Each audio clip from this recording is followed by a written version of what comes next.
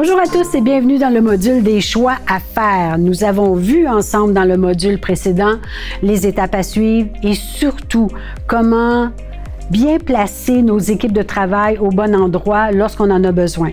J'ai un petit cadeau pour vous que je vais rajouter justement dans vos documents.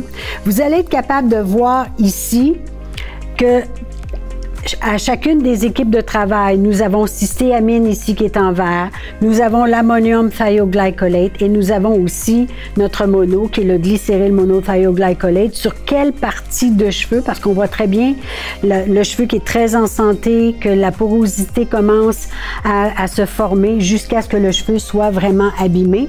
Donc vous allez vraiment être capable de définir à quel endroit ou sur quel type de fibre nous pouvons utiliser laquelle des équipes de travail. Donc ça, c'est un petit cadeau que j'ai pour vous. Vous avez juste à le prendre dans les documents qui sont inclus sur le portail. Maintenant, on va parler d'observation du mouvement pour être capable d'établir le montage.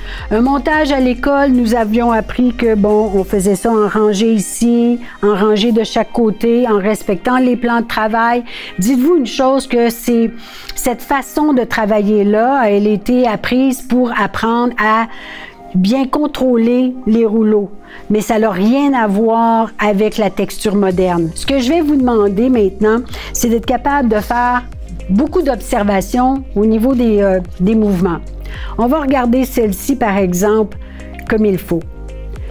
Qu'est-ce qu'on voit? Est-ce qu'on voit un nombre de rotations? Est-ce qu'on voit une boucle qui est ouverte ou fermée? Ou on voit seulement que du mouvement?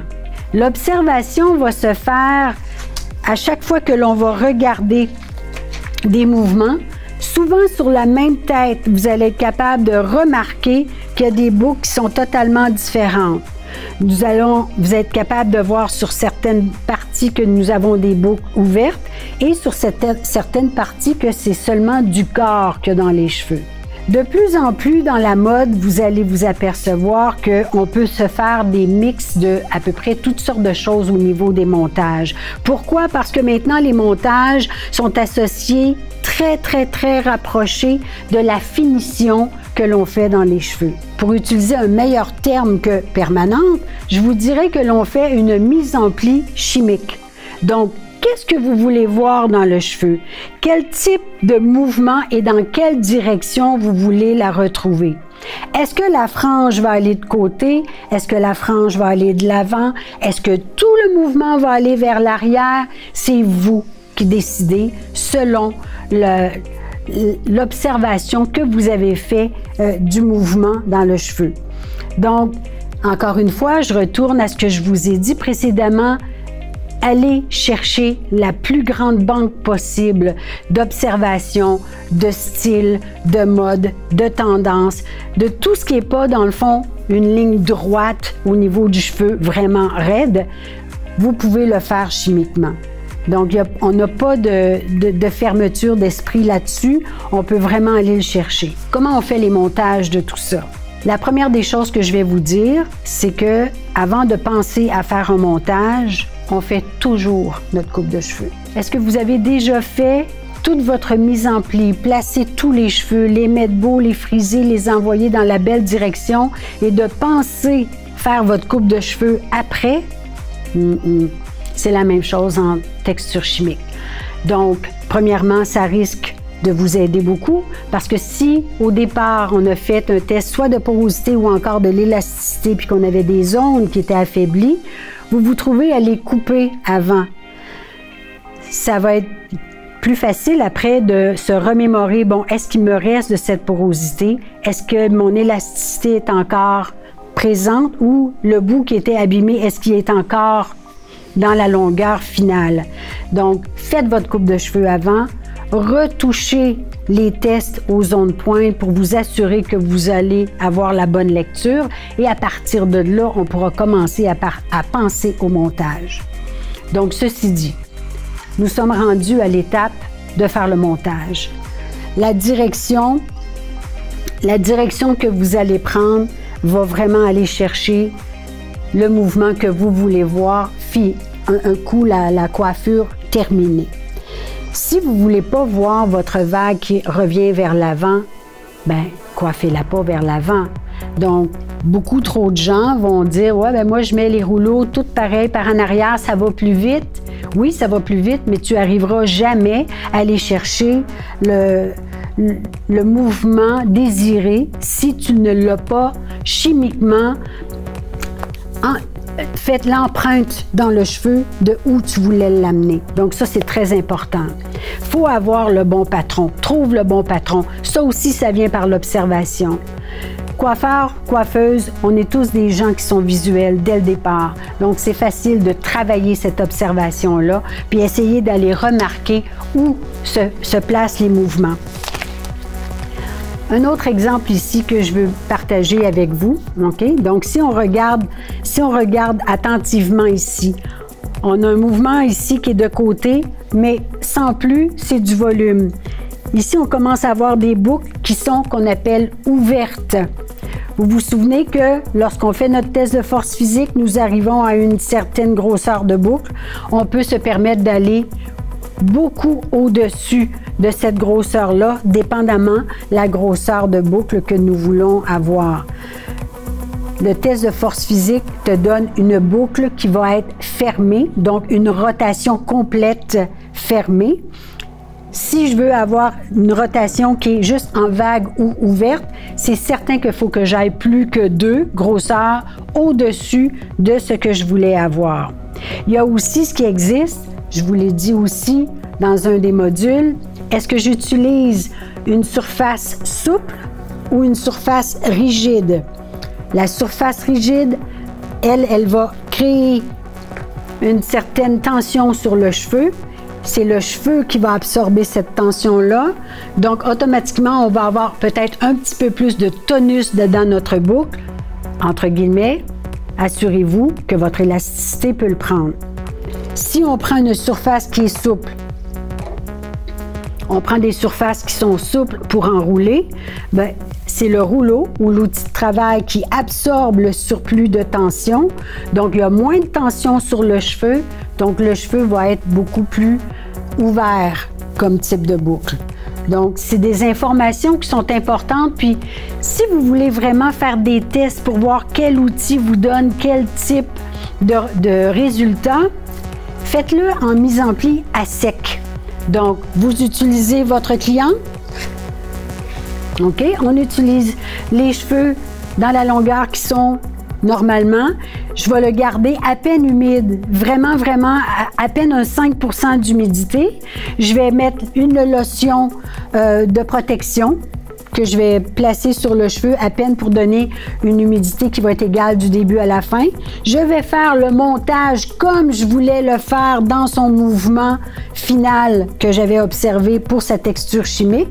Je vais la mettre 15 à 20 minutes sous un séchoir et ce que vous allez chercher comme résultat va être très près de ce que vous allez obtenir chimiquement. Bien entendu, si vous utilisez la bonne équipe de travail. Mais ceci dit, il y a énormément de possibilités. C'est à vous de pratiquer les montages pour être capable de vraiment visionner. Si je le fais de cette façon-là, ça va me donner tel résultat. C'est avec la pratique qu'on y arrive. Maintenant, on va parler des étapes de l'application. Notre montage est fait. Le montage est fait en fonction de ce que l'on veut aller chercher comme résultat. Maintenant, il faut l'appliquer, la lotion. J'ai vu beaucoup de gens couper le petit embout de la bouteille. C'est pas nécessairement une bonne chose à faire.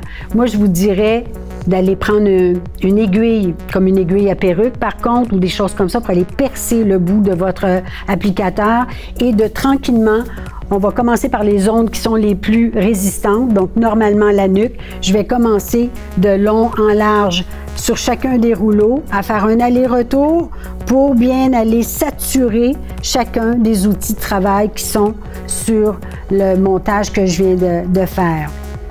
Les temps de pause. Les temps de pause, les manufacturiers vont écrire une générique au niveau des temps de pause. Vous savez que plus le cheveu a de la porosité, plus la lotion entre rapidement. Et ce qui est long sur un temps de pause, c'est pas le travail qu'ils ont à faire à restructurer l'intérieur, mais c'est la pénétration dans le cheveu. Donc, si vous savez que votre cheveu est déjà poreux, pratiquement la moitié de votre temps de pause est déjà fait parce que au contact, souvent, ça va entrer à l'intérieur rapidement. Surtout si vous utilisez du acide ou du Sentio, que leur grosseur moléculaire est beaucoup plus petite, ça va avoir une tendance à vouloir entrer dans le cheveu très, très, très rapidement. Donc, le temps de pause, restez sur place avec votre cliente et aux 2 minutes, soulevez votre bonnet de plastique. On défait un tour et demi, on bloque avec les pouces, je tourne mes poignets. Le S que je vais aller voir devrait avoir la dimension de l'outil de travail que j'ai utilisé. Donc, lorsque je vois le creux de ma vague, la même largeur que mon outil de travail, même si ça fait 2 minutes, 3 minutes, elle est prête. On l'amène au lavabo et on rince. Le rinçage, il faut qu'il se fasse à l'eau assez chaude. Je vous dirais que ça ne donne pas grand-chose de faire ça à l'eau très tempérée. Allez-y avec de l'eau quand même suffisamment chaude, surtout si on y va avec mono et qu'on y va avec Sentio. La grosseur moléculaire du produit, elle est tellement petite que ça va se cacher dans le fond des cheveux. Et si on n'enlève pas tout au rinçage, au fur et à mesure, quand elle va être neutralisée puis qu'elle va passer à l'humidité, bien, à l'humidité, son cheveu va sentir. Donc, c'est très important de tout enlever, les résidus. La lotion ne sert plus à rien, il faut juste l'enlever. Chantez une chanson dans votre tête puis essayez de la chanter au complet, 3 à 4 minutes facilement. Si vous avez des cheveux longs, rendez-vous de 5 à 7 minutes de rinçage pour vous assurer qu'il n'y a plus de lotion dans le cheveu. L'essorage. On va prendre l'essorage, il faut aller rouleau par rouleau et dans l'ensemble, enlever tout le surplus d'eau qu'on va aller avoir à l'extérieur. Attendez quelques minutes parce que souvent, lorsqu'on a plusieurs tours sur le rouleau, l'intérieur est encore humide. Cette humidité-là va arriver à la surface. Vous allez le sentir au toucher. On va essorer à nouveau. Il faut que le cheveu soit de retour à peu près au même taux d'humidité qu'il avait avant que vous mettiez votre première lotion. Si vous le ramenez à cet effet-là, au même taux d'humidité, vous allez avoir une neutralisation, non pas qui va se tenir seulement que sur le bout des doigts, mais vous allez avoir une neutralisation qui va être solide. Donc, très important, surtout dans le cas que les mouvements sont très, très, très relâchés ou que vous avez beaucoup de poids dans les cheveux, c'est la neutralisation qui va faire la différence. Assurez-vous que votre neutralisation soit très solide et ça, c'est le niveau d'essorage qui va faire en sorte que votre neutralisation va se faire de la bonne façon. OK. Donc, on a parlé de notre neutralisation. Lorsque la neutralisation elle est terminée, on enlève les rouleaux. Je vous suggère doucement, doucement d'aller passer vos doigts entre les boucles pour vous assurer que le cheveu, vous sentez que le produit s'est rendu jusque dans les pointes, surtout dans le cas de cheveux longs. Donc, on a passé au travers partout. J'enlève le surplus seulement de mon neutralisant. Je n'ai pas besoin d'aller faire de shampoing par après et surtout, on ne met pas ni de traitement ni de conditionneur après une neutralisation. On laisse le cheveu tel quel.